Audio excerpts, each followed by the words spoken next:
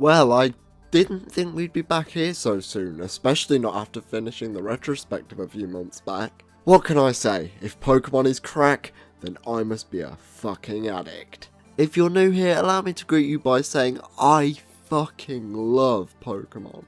While I may not be a quote-unquote OG fan, I've consumed quite the unhealthy amount of Pokemon over the years. The RPGs are some of my biggest time sinks and a must play for anyone looking to get into the genre or just video games in general. However, with Pokemon being as big as it is, there are bound to be some Pokemon related products that are good that just simply go unnoticed. Generally, when people think of Pokemon, they think of three major factors: the games, the anime, and the trading card game. What saddens me is that there are some really great Pokemon spin-offs out there that just simply fly under the radar or just flat out ignored. That said, there are a few popular ones, the most obvious example being the Pokemon Stadium games and Pokemon Snap, a game where you take pictures of Pokemon. The games we'll be talking about today, however, might just be the most unappreciated spin-off of all time. For the next two reviews, I'll be looking at Pokemon Mystery Dungeon Blue Rescue Team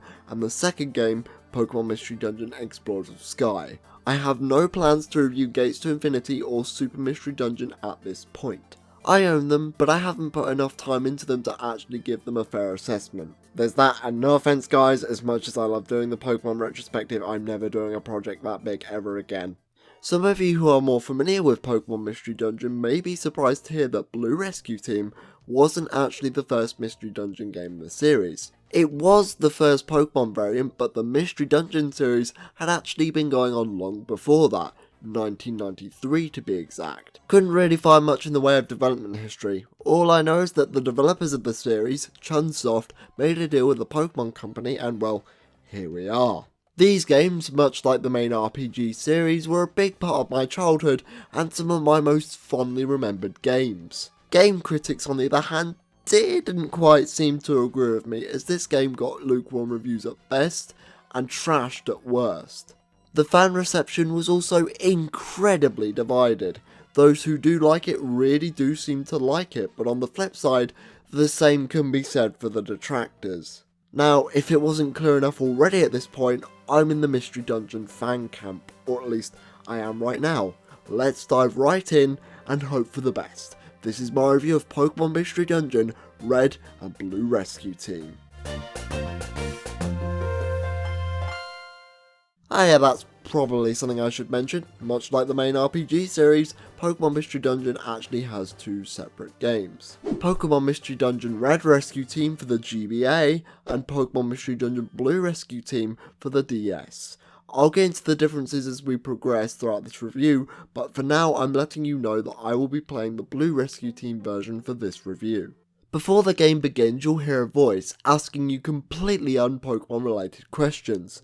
I would call for stranger danger, but I don't even know where I am right now. Let's see, colourful background, disembodied voice, I'm either dead or high off my ass. Answering these questions will determine what sort of person you are and the Pokemon you'll turn into once you enter the world of Pokemon. Yeah, so for those who are unaware, Pokemon Mystery Dungeon actually has the player become a Pokemon instead of enslaving them. What? There aren't even any trainers in this world. Everyone is a Pokemon that can talk no less. You are a human who has found their way into the world of Pokemon for reasons that aren't quite clear to you yet. I know what you're all thinking. This is starting to sound like the start of some really shitty self-insert fanfiction. Don't worry though, I assure you, we're in capable hands here, in that the writers are above the age of 13 and don't define proofreading by just running spell check. You also get to choose a partner Pokemon to accompany you on your adventure. This can be any one of the starters that are available at the time, so up to Gen 3 and Pikachu. One thing you should know, however, is that you can't pick a starter that's the exact same type as yourself. Let's be real here, this is to stop kids picking two fire types and fucking themselves over near the end of the game. One thing I love about this system is not only the amount of options on display, but also the process in which your Pokemon is chosen. Because the questions are random each time, the Pokemon you'll be playing as will be different each time as well, thus increasing replayability. Coupled with the fact that you can choose your partner Pokemon, Pokemon Mystery Dungeon, much like the main RPG series, can be approached from several different angles. After answering all the questions, I choose my partner, a Mudkip, who I decided to name Bob because I'm an uncreative fuckwit. As a joke, by the way, no offense to anyone named Bob. One thing I want to get out of the way right off the bat is that if you are not one yourself, you want to pick a water starter. I'll get into the details later, but all I can say is that it will really help for some of the post-game stuff later on. You regain consciousness in tiny woods where you see your partner, in this case Mudkip. You introduce yourself to your partner only for them to mock you over your supposedly abnormal name. I mean, I know I'm fucking weird, but I always thought my name was the most normal thing about me. I mean, your name's Bob. What's so funny about that, Bob? After that, a Butterfree will come and ask you for your help. Their Caterpie has gone missing in the tiny woods, so they're asking you to get them back. Shortly after, the Butterfree will reward you with a Pecha, Oran, and Cherry Berry. Your partner then takes you to your new home and team base.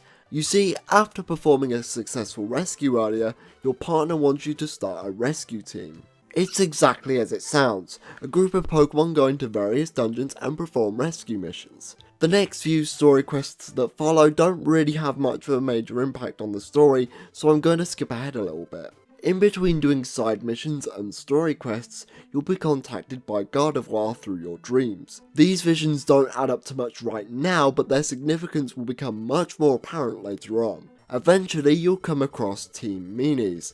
Yes, that's what they're actually called. Their leader, Gengar, will constantly antagonize you throughout the entire game. In fact, his role in this story is much bigger than one would initially think at first. I'm not going to go into any details yet because that's revealed after the main campaign. Where the plot really starts to gain momentum, however, is when a Jumpluff comes to Shiftry looking for assistance in finding her friend. Shiftry refuses to help, however he quickly changes his mind after a scolding from Alakazam.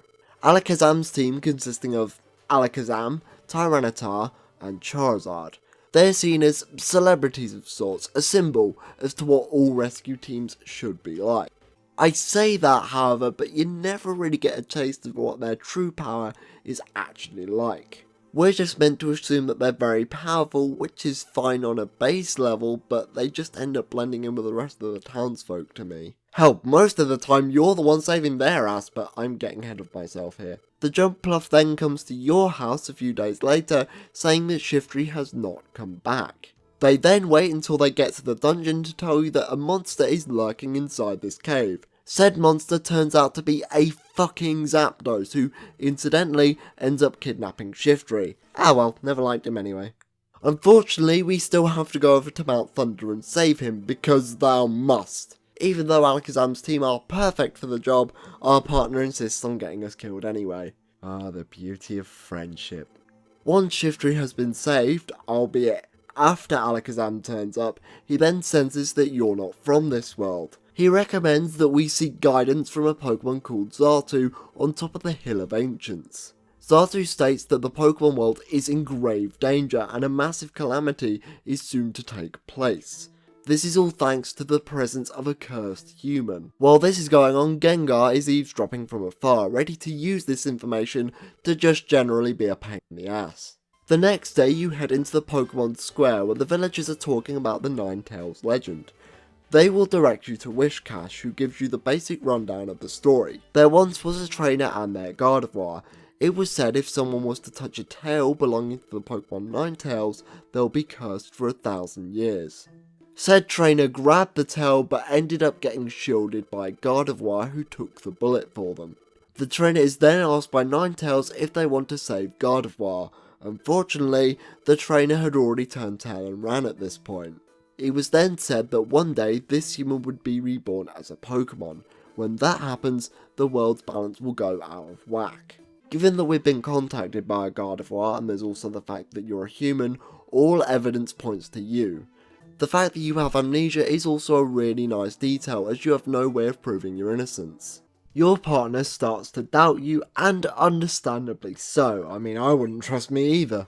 The next day, Gengar is stirring up some trouble in the town square, parroting everything that he heard at the Hill of Ancients. He ends up turning the whole town against you and your team after linking what was said to the Ninetales legend.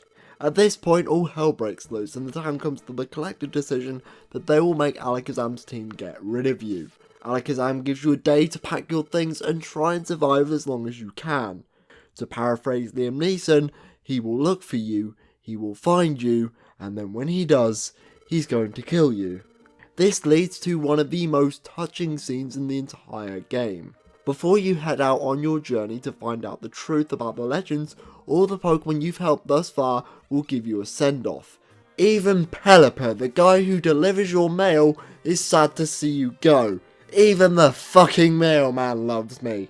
And so, me and Bob journey to find the truth, battling through caves of jewels, fiery fields and frozen forests, pissing off as many legendaries along the way, and by many I mean 2, eventually reaching the summit of Mount Freeze.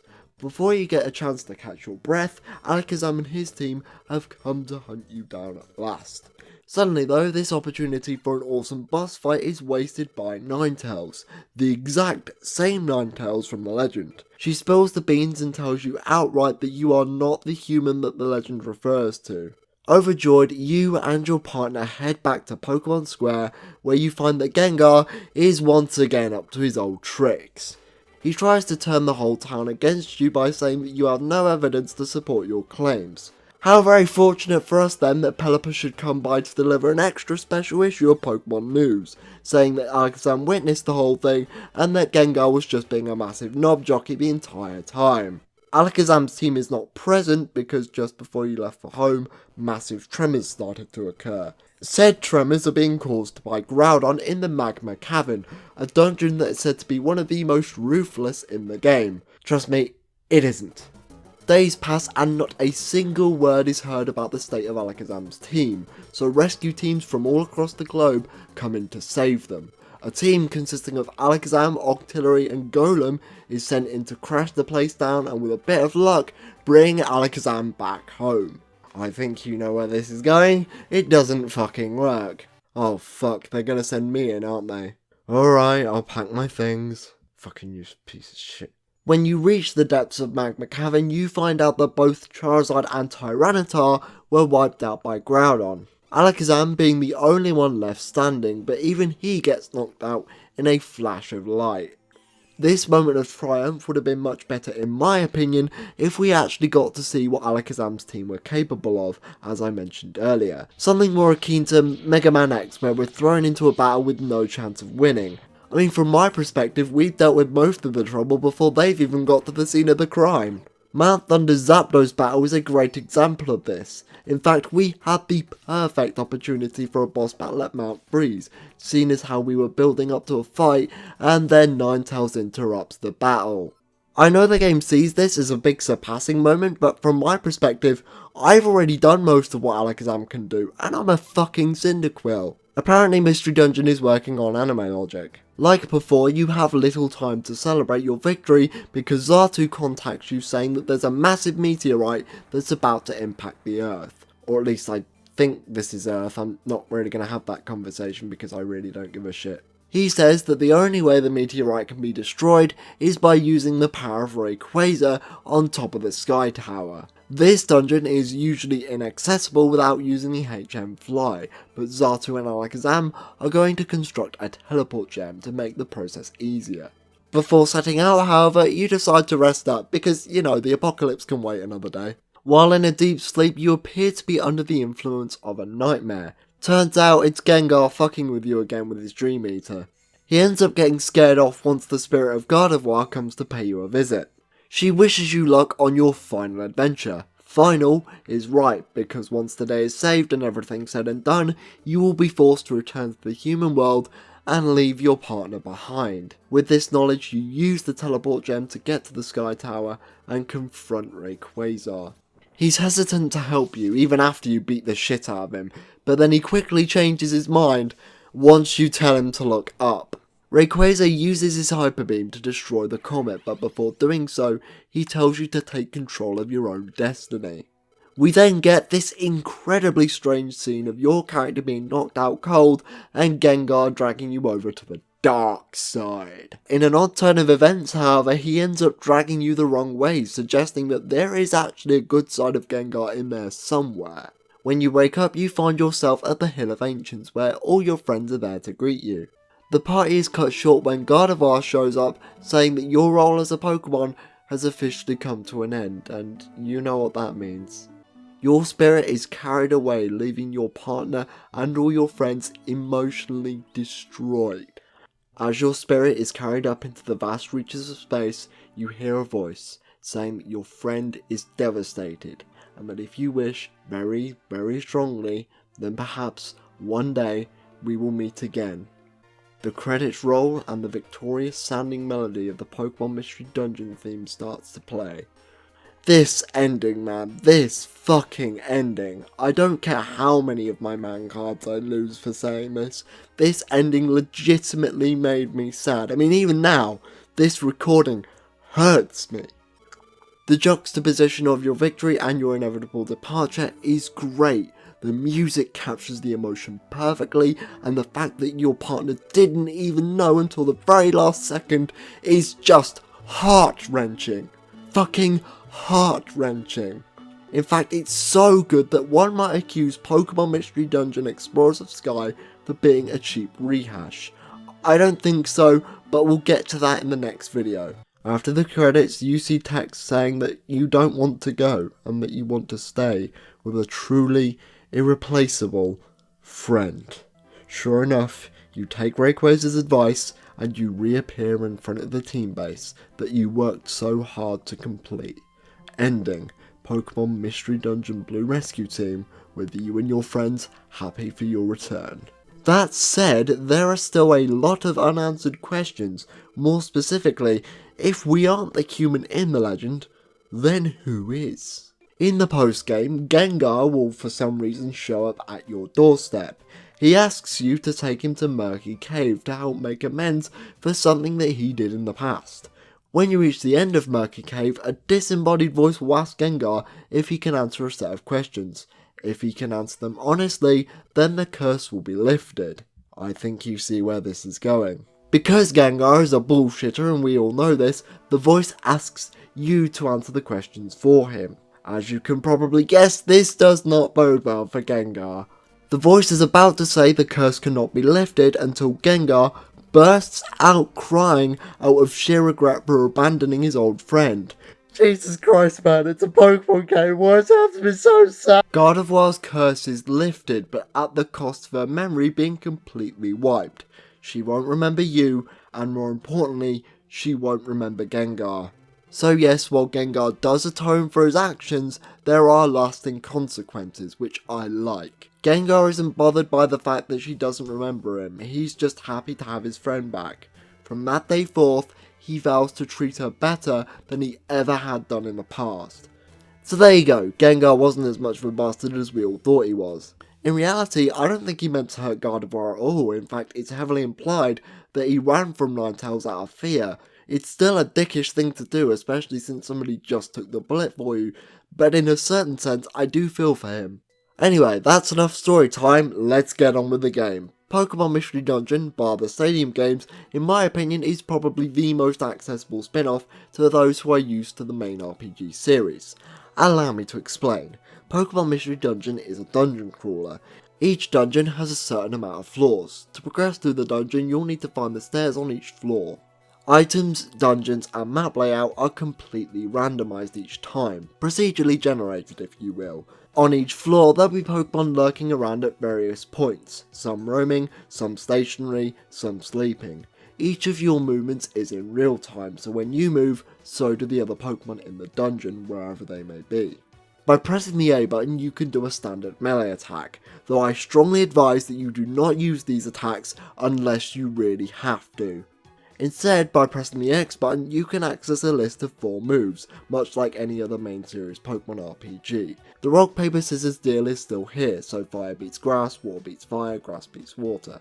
You all know the drill by now if you've watched my Pokemon retrospective, so I'm not going to spend time going over this. Chances are, if you're watching a video about a Pokemon spin-off game, you at least know how to Pokemon. Yes, that's a verb now, I just made it so.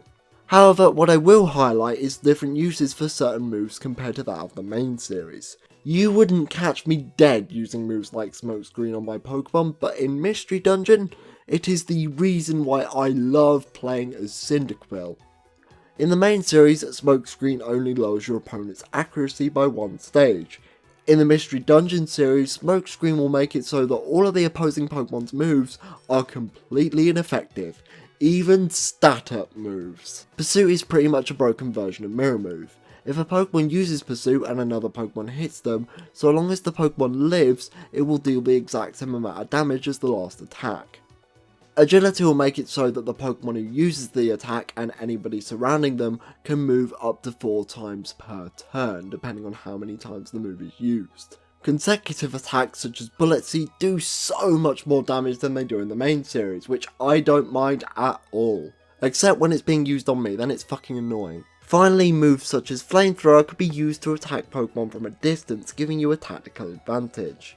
These are just but a few examples, so don't just go by your knowledge of the main series games when deciding your moveset. One could argue that some of these tweaks could easily be classed as overpowered, and it's a two-way street to be honest. On the one side, when you're the one using these moves, then they're an absolute blast. When they're being used on you, much salt will be spilt. If Mystery Dungeon had any substantial multiplayer functions, then I'd be much harsher on these mechanics, but they don't, so I'm okay with this.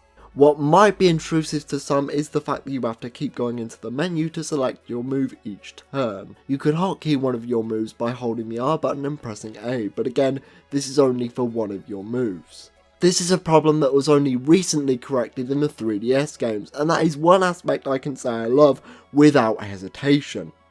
As it stands, it's not a big deal to me, but your mileage may vary, and understandably so. As I mentioned earlier, items as well as dungeon layout will be completely randomised. This can provide an infinite amount of replayability as you'll be in for a different experience each time you play.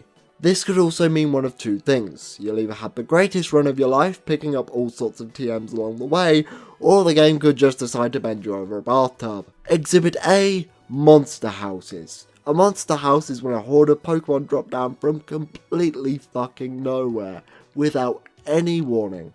God forbid you aren't in an enclosed space. They can and will fuck up your run if you're not prepared for such a scenario. I've got 2 words for you. Reviver Seeds. These are items that will pick you back up should you take too much for beating, and they'll even refill your PP. Rarely will you ever find them in dungeons, and I'll get to that in just a second because now we're really getting into the thick of it. Orange berries will refill a large chunk of your health. Pecha, Cherry and Raspberries perform the exact same function as they do in the main series, so nothing to go on there. You'll also have items such as apples and bananas to refill your hunger meter. If you go too long without eating, you'll eventually faint from hunger. By eating food like a huge apple, you'll not only refill your hunger meter but also temporarily increase the hunger meter for one dungeon. Blast Seeds, Gravel Rocks and Iron Thorns will inflict small bits of damage from afar. The latter two also stack, which is useful for saving item slots. Orbs perform certain functions. For example, the Escape Orb will let you escape from a dungeon should things get a bit too hairy. Other than that, you've got Max Elixirs that refill your PP and TMs which work exactly how you're used to. There are even a few special items that are very rare but very worthwhile getting them if you can find them. Pecha Scarves will give you a complete immunity to poison, which is fantastic. My favourite item in this game, however, is one called the Pass Scarf. Your hunger meter will decrease at a faster rate, but to make up for that, all those physical based attacks can be passed off to one of the other Pokemon next to you. This has got me out of so many tight spots in the past, it's not even funny. The only other downside to the Pass Scarf is when I say it hits the Pokemon next to you, that does include your teammates, so if you're going to use it, I recommend taking it with you for solo ops. An item I've neglected to mention until now is gummies. There are several different types of gummy, and every type is catered towards a specific group of Pokemon. Red gummies, for example, are the favourite of fire types. What these will do is increase your IQ, giving you some extra abilities like being able to punch down walls or walk on water. The reason why you're not seeing footage of this is because it takes too long, and to be blunt, I've got other things to do. Put it this way, you'll need a whole lot of the right gummies in order to get the more useful abilities. This is not something you can do overnight, that's for damn sure. You can also find Pokey in dungeons. Pokey, not to be confused with the asshole character in Earthbound, is this game's version of currency that can be spent in the Pokemon Square. The Kecleon brothers will sell you dungeon items like Reviver Seeds, and Reviver Seeds. I cannot fucking stress how important these are. There are even some rare TMs you can buy from them, such as Flamethrower, Thunderbolt or Ice Beam. Other facilities include Kangaskhan Storage, where you can store all the items you got from dungeons. You want to do this because if you faint in a dungeon, you will lose half your money in items, and the items you lose will be completely randomised. On the flip side, we now have Persian's Bank that allows you to store away any of your Poké. Pelipper will deliver missions to your house every day, but if they're not what you're looking for, you can always go to the post office. I should note that the missions you get given, and by extension their rewards, are completely randomised, so playthroughs will vary for better or for worse. To make it easier on yourself, each mission has a designated wonder code that can be typed on the main menu to give you the mission that the code is tied to. This can also help you get your hands on any version exclusive Pokemon. Alright, before we go back to talking about missions, let's talk about the two different versions. I believe Blue Rescue Team to be the better game over Red Rescue Team. The DS's two screens can really help with decision making, as you can see the condition of your team on the top screen. Whereas in Red Rescue Team, you can only really see your health bar and yours alone. There is a blue exclamation mark on your characters if they are about to kick the bucket, but there's no really other way to check without going into the menu. That's really the only substantial difference between the two versions. In fact, I could even question why there are even two versions in the first place. For the main RPG series, you could easily argue that Pokemon is about bringing people together to trade the Pokemon that they can't get from the other version. The social aspects of Pokemon is something I've always admired because, put it simply, almost every single one of my adult friends has played Pokemon at least once at some point. In many instances, we've bonded over Pokemon. Some might call it a cheap cash-in, but in reality, the Pokemon Company isn't expecting you to buy both. They're expecting gamers to get off their ass and meet new people.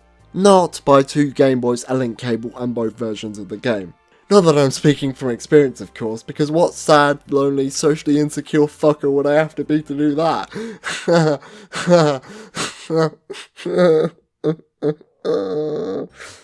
As much as I have issues, shall we say, with Pokemon Go, I cannot deny that it keeps the spirit of the series in check. There's a reason why I went on this long-winded rant, and it's because I can't really share the same sentiment with the Mystery Dungeon series. To start, why are there version exclusive Pokemon in the first place? There's no trading feature, so what sort of purpose does that serve? Even if there were, the two games were on different systems, so why? I understand wanting to release a version on the GBA because more kids are likely to own it over the DS. At the same time, this was 2006. Diamond and Pearl were a mere year away from making their international debut. Just saying that is making my hairs grey. I mean really, what other notable GBA games were released in 2006 anyway? Oh Christ! Furthermore, there are very little multiplayer options to begin with, which baffles me being that this is a Pokemon game after all. You can send SOS mail over Nintendo Wi-Fi. Yeah, good luck with that. Apparently there's a co-op feature, but I'm pretty sure the extra player is controlled by the CPU. You can feel free to correct me if I'm wrong though. If I'm being perfectly honest, there really shouldn't be two versions of this game at all. The only real benefit it has to being on two systems is a bigger install base, but again, it was 2006.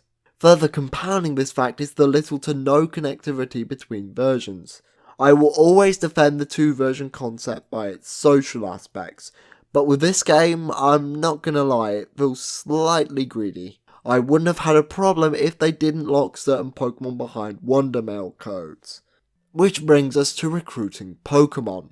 Every so often, a Pokemon will reappear after being defeated, asking to join your team. Sounds simple, right? Yeah, well think again. You can get friend areas by going to Wigglytuff's shop. The problem is that it takes a massive amount of dough just to get the most basic friend areas. This means that you're probably not going to recruit that many Pokemon on your first playthrough. The reason being is that you've probably got other priorities such as gathering items for story quests. What this means is your options when it comes to your team will be very limited. That's pretty much me most of the time. The money you get from missions isn't all that substantial, so if you want those Pokemon, you gotta grind for them. The best advice I can give you is to go to the Great Canyon, since money drops in that dungeon are much larger for whatever reason. Then there's the issue with the limited amount of water Pokemon in the post-game. There is a dungeon called the Silver Trench which requires a water type Pokemon in your party. Hence why I told you in the beginning to choose a water type as your partner. The only other types of water Pokemon I know you have access to just going off of memory are Poliwag and the Marowline. Even then, in Marow's case, you have to grind Azurill's IQ. You heard that right, you can actually evolve Pokemon, albeit in the post game, but yeah, you can do it. It works as you'd expect. You go into a cave at the right level and your Pokemon will suddenly hit puberty. Items like the Thunderstone and Link Cables are still in the game, so if you're worried about not getting Gengar or Alakazam, don't worry, there are other means of doing so. You can also find them by using a key on locked doors, which are also randomly generated by the way. The doors on the other hand will always appear on a certain floor of a given dungeon, you just have to find it. This is also where you can get HMs like Fly or Waterfall. Okay, I've put this off long enough now. I think it's time we ignore the massive elephant in the room and get down to business. So far, we've dealt with dungeons up to 25 floors. 35 floors if you don't count the mid-dungeon save points. When you get to the post-game, boy are you in for one pretty nasty shock. The first post-game dungeon you come across is Stormy Sea, which you need the TM Dive in order to access. You can get it from Wish Cache, so don't worry, you don't have to go around hunting in order to find this one, thankfully. Other important TMs such as Surf, Waterfall, Flight and Replacement Dives can all be found in dungeons like Solar and Dragon Cave. Stormy Sea is 40 floors long with no save breaks. Now I know what you're thinking, well that doesn't sound that bad. Oh don't worry, this isn't the worst of it. In fact this is tame compared to what you've got to go through later on. The Silver Trench for example is 99 floors long. 99, that is one big fuck off number. And this isn't the only dungeon to do this. Buried Relic and Western Cave also have 99 floors with no save breaks. On a handheld. To be fair, you can quick save if you've got somewhere to be so you can always pick the game back up later. But 99 floors? Are you fucking serious? And in the case of dungeons such as Buried Relic, it quick saves your progress before you enter the dungeon, preventing you from save scumming. If you die, you'll lose a good portion of your stuff, which can sometimes include the TMs you're required to use to get back into the dungeon in the first place. Again, choose a water partner and teach them these moves. After so many playthroughs, I've learned from these mistakes and I'm giving you an opportunity to avoid all this bullshit. Well, most of it.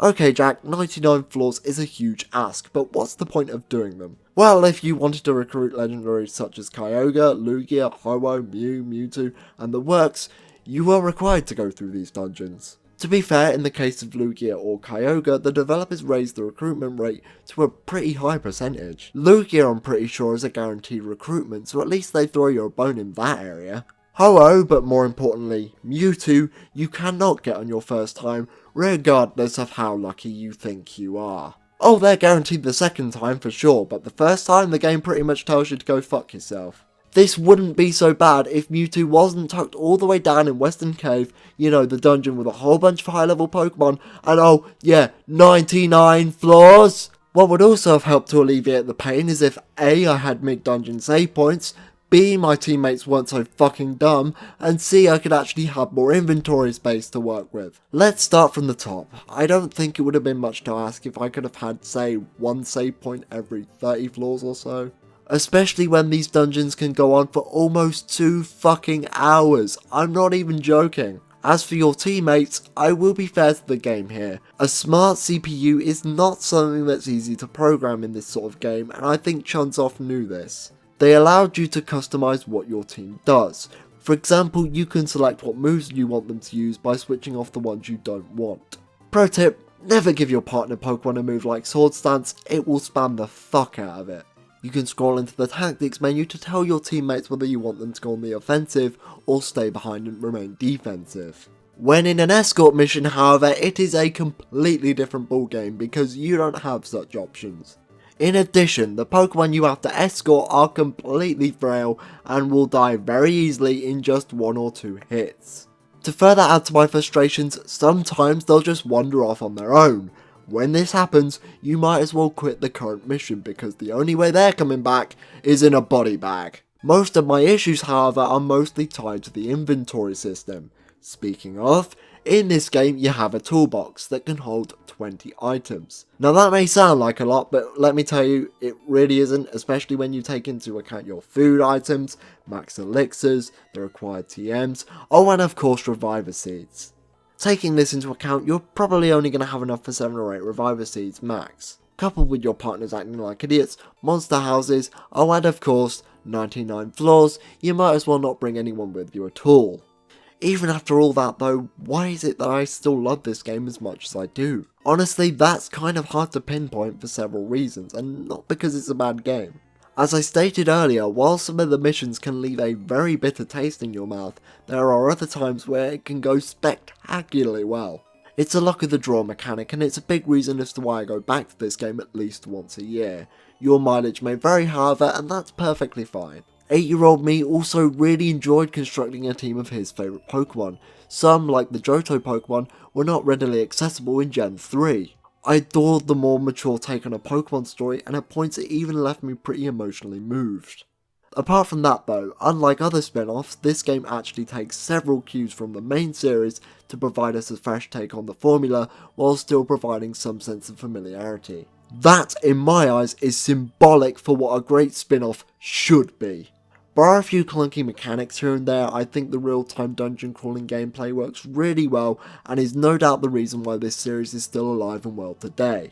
I know I've complained a lot in this video, but that's only because the core mechanics remain relatively untouched. It's Pokemon, what more do you want me to say that I haven't already said in my 7 other videos on the subject? And hey, as long as you're not going for any of the post-game stuff, it can be a pretty comfortable ride all round. If you enjoy Pokemon but are looking for a different spin on things, why not give Mystery Dungeon a try? It's on the Wii U Virtual Console, so have at it. It should only take you 5 hours to beat the main quest, so I hope you try it out sometime. But the main reason why I wanted to talk about this game in particular is how it eventually sparked my interest in YouTube.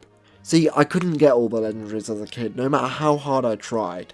Then 8-year-old me got the idea to look it up on YouTube, which at the time was a brand new site. It was because of YouTube that I gained an interest in retro gaming and eventually video game reviewing. All of this can be traced back to the first Mystery Dungeon game. You guys might not understand, but had it not been for this game, I probably wouldn't have been the gamer I am today, nor would I be talking to you guys right now. Yet another shining example of how Pokemon has impacted my life. That said, ladies and gentlemen, next time we meet, we're going to be looking at the sequel to the first Mystery Dungeon game, Pokemon Mystery Dungeon Explorers of Sky, but for that, I'm going to need a bit of outside help. Thank you all for watching, and have a great day. This has been Jack, and stay safe.